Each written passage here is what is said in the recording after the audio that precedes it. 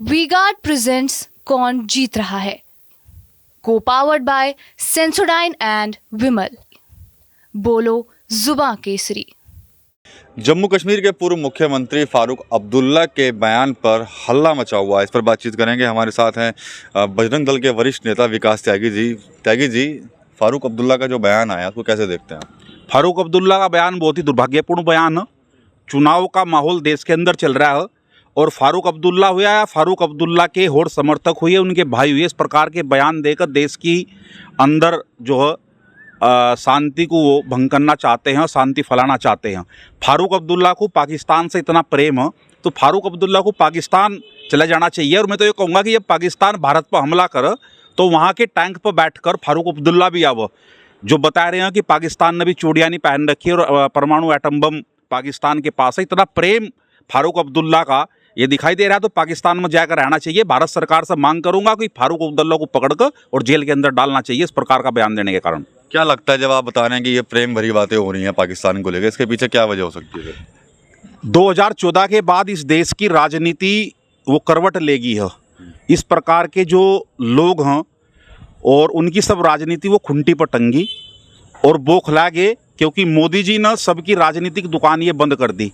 राजनीतिक दुकान चलाना चाहते हैं इस प्रकार का बयान देकर और मुस्लिम तुष्टीकरण को बढ़ावा देकर, चाहे फारूक अब्दुल्ला हो, चाहे ममता बनर्जी हो, चाहे कांग्रेस हो, ये सब लोग चाहते हैं कि मुस्लिम तुष्टीकरण को बढ़ावा देकर पाकिस्तान का प्रेम दिखाकर यहाँ के मुसलमानों से वोट ली जा। लेकिन यहाँ का मुसलमान भी अब समझ चुका है, क्योंकि देश का जो नेतृत्व इस समय है वो मजबूत लोगों के हाथ में है और वो किसी जाति धर्म को देखकर देश पर सत्ता नहीं कर रहे, बल्कि प्रत्येक व्यक्ति का विकास कैसा हो इस बारे में मोदी जी सोच रहे हैं और उसी से बौखलाहट उनकी बड़ी हुई है, इस प्रकार के बयान दे रहे हैं। अच्छा, ये खबरें कहाँ से आ रही हैं कि अगर कांग्रेस सत्ता में आती है तो राम मंदिर का जो कानून है उसको पलट दिया जाए? अभी कांग्रेस की एक बड़ी नेता ने इस्तीफा दिया है और उसने कहा है कि मैं राम जन्मभूमि पर दर्शन के लिए वहाँ जाना चाहती थी अयोध्या में, तो मुझे टॉर्चर किया गया कमरे में बंद करके। और उसी से ये बात निकल कर आ रही है कि कांग्रेस की मंशा जिस प्रकार से साहबानो केस को पलटकर राजीव गांधी ने और संसद के अंदर कानून बनाया था, पूरा का पूरा केस ही प्रकरण पलट दिया था। तो कांग्रेस ही सत्ता में आई तो कांग्रेस की ये मंशा है कि राम का मंदिर जो बन गया और कोर्ट के संसद के अंदर कानून बनाकर और हम उस पूरे के पूरे प्रकरण को ही सुप्रीम कोर्ट के और जो है सब मामले को बदलेंगे। लेकिन देश की जनता, क्योंकि चुनाव का इस समय माहौल चल रहा है, ये इन लोगों की राजनीति समझ चुकी है, होने वाला कुछ नहीं है।